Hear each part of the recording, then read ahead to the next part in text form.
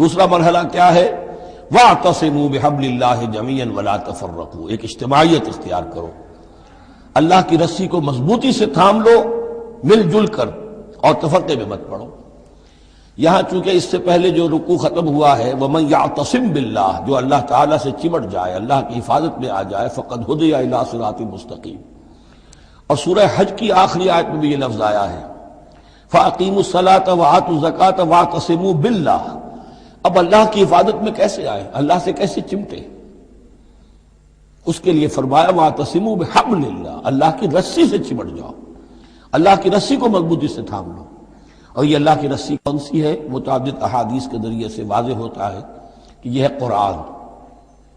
ایک طرف ہے انسان میں تقویٰ، ایک طرف اس میں علم آنا چاہیے، قرآن کا فہم پیدا ہونا چاہیے، قرآن کے نظریات کو سمجھنا چاہیے، قرآن کی حکمت کو سمجھنا چاہیے۔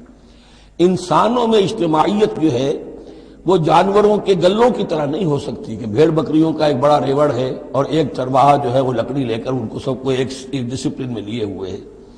انسانوں کو جمع کرنا ہے تو ان کے ذہن ایک بنانے ہوں گے، ان کی سوچ ایک بنانی ہوگی۔ یہ حیوان عاقل ہیں، یہ باشعور لوگ ہیں، ان کی سوچ ایک ہو، نظریات ایک ہو، مقاصد ایک ہو، ہم آہنگی ہو، نقطہ نظر ایک ہو، تبھی تو یہ جمع ہوں گے۔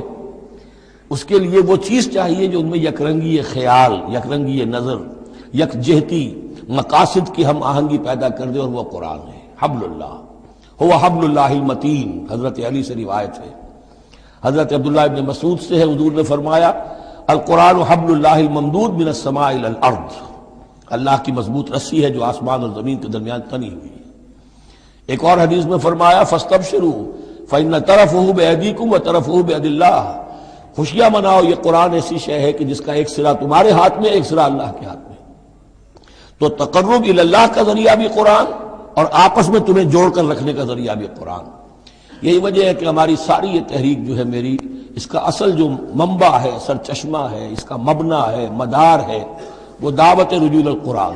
پوری زندگی میں نے اپنی الحمدللہ کھپائی ہے اس کام میں، اور اسی کے ذریعے سے انجمن خدام القرآن اور قرآن اکیڈمیز، پھر 1 ایئر کورس، نوجوان جو ہیں تعلیم یافتہ لوگ ہیں، وہ پی ایچ ڈی بھی کر چکے ہیں، وہ ڈاکٹر بھی بن گئے ہیں، وہ انجینئر بھی ہیں، لیکن دین کی طرف سے جاہل ہیں، قرآن سمجھ نہیں سکتے۔ وہ آئیں، 1 سال رہیں ہمارے پاس، عربی سیکھیں، قرآن سیکھیں، تاکہ اس پر عمل ہو سکے۔ یہ قرآن کا جو 1 سالہ کورس ہے وہ اس سال پھر اس اکیڈمی میں شروع ہونے والا ہے، انشاءاللہ فروری کی 16 تاریخ سے اس کا آغاز ہوگا، تو آپ لوگ اسے نوٹ کریں، اور یہ قرآن مجید کے ساتھ آپ کی وابستگی ہوگی تو پھر دین کے سوکھ پر آگے چلیں گے۔ تو دوسرا نقطہ ہوا وَاعْتَصِمُوا بِحَبْلِ اللَّهِ جَمِيعًا وَلَا تَفَرَّقُوا وَاذْكُرُوا نِعْمَةَ اللَّهِ عَلَيْكُمْ إِذْ كُنْتُمْ أَعْدَاءً، اور ذرا یاد کرو جو اللہ کا انعام تم پر ہوا کہ تم تو ایک دوسرے کے دشمن تھے۔ فَأَلَّفَ بَيْنَ قُلُوبِكُمْ، تو اللہ نے تمہارے دلوں کے اندر الفت پیدا کر دی۔ فَأَصْبَحْتُمْ بِنِعْمَتِهِ إِخْوَانًا، تم اللہ کے فضل و کرم سے بھائی بھائی بن گئے۔ یہ یہاں گویا کہ اولین مخاطب یہاں انصار ہیں، ان کے جو 2 قبیلے تھے اوس اور خزرج، وہ آپس میں لڑتے آ رہے تھے 100 برس سے، خاندانی دشمنیاں چلی آ رہی تھی، قتل کے بعد قتل، ادھر کا قتل ادھر کا قتل۔ لیکن اب جب یہ ایمان آیا، اللہ کی کتاب آ گئی، محمد رسول اللہ آ گئے، تو اب وہ شیر و شکر ہو گئے، ان کے جھگڑے ختم ہو گئے۔ اس طرح پورے عرب کے اندر غارت گری ہوتی تھی، اسے دارالامن بنا دیا۔ وَكُنْتُمْ عَلَىٰ شَفَا حُفْرَةٍ مِّنَ النَّارِ، اور تم تو آگ کے گڑھے کے کنارے تک پہنچ گئے تھے، بس اس میں گرنے والے تھے۔ فَأَنْقَذَكُم مِّنْهَا، تو اللہ نے اس سے تمہیں نکال لیا اور بچا لیا۔ كَذَلِكَ يُبَيِّنُ اللَّهُ لَكُمْ آيَاتِهِ لَعَلَّكُمْ تَهْتَدُونَ، اس طرح اللہ تعالیٰ اپنی آیات تمہارے لیے واضح کر رہا ہے تاکہ تم راہ پاؤ، صحیح راہ پر قائم رہو۔ یہ 2 نقطے ہو گئے، پہلے افراد کے کردار کی تعمیر، تقوی اور تابعداری، فرما برداری، پھر جمعیت، تنظیم، جماعت، اور اس کے لیے جو معنوی جو اس کے لیے ہے، جو محور ہے اس تنظیم کا، وہ معنوی محور کیا ہے؟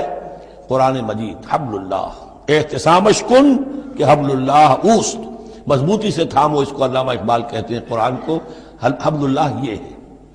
اب یہ جو حبل اللہ، اور جو اس کے لیے ظاہری شکل بنے گی وہ بھی اس صورت میں ہم پڑھ چکے ہیں، من انصاری اللہ، کہ کوئی اللہ کا بندہ کھڑا ہو اور کہے کہ میں تو اس راستے پر چل رہا ہوں، اب کون ہے جو میرے ساتھ آتا ہے اور میرا مددگار بنتا ہے۔ اب ایسی جمعیت جو وجود میں آئی وہ کیا کرے گی؟ یہ تیسری آیت اہم ترین ہے۔